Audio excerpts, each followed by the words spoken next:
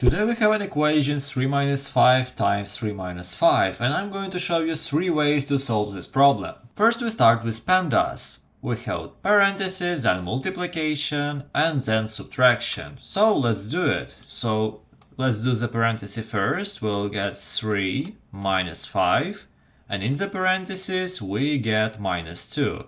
So times minus 2. Now we do the multiplication. We have 5 times minus 2, so we get 3 minus 10.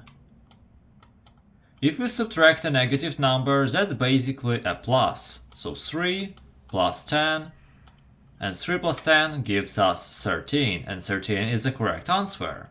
The other method is a distribution. We take this 5 before the parentheses and we multiply it by 3 and by 5.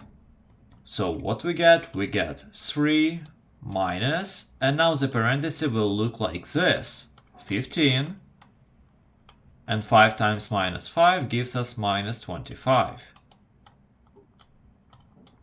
Wait, if you like the explanation so far, please consider subscribing. Thank you!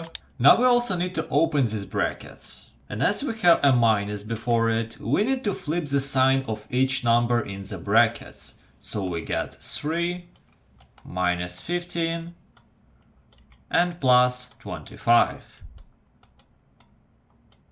Now we can solve this in order. We get 3 minus 15, we get minus 12 plus 25, and minus 12 plus 25 gives us 13, the same answer. And the third method is really close to the second one, but it uses a correct distribution. The correct distribution not only takes the number, but it also takes the sign of the number. So in this case, we will multiply the parenthesis by the full minus 5.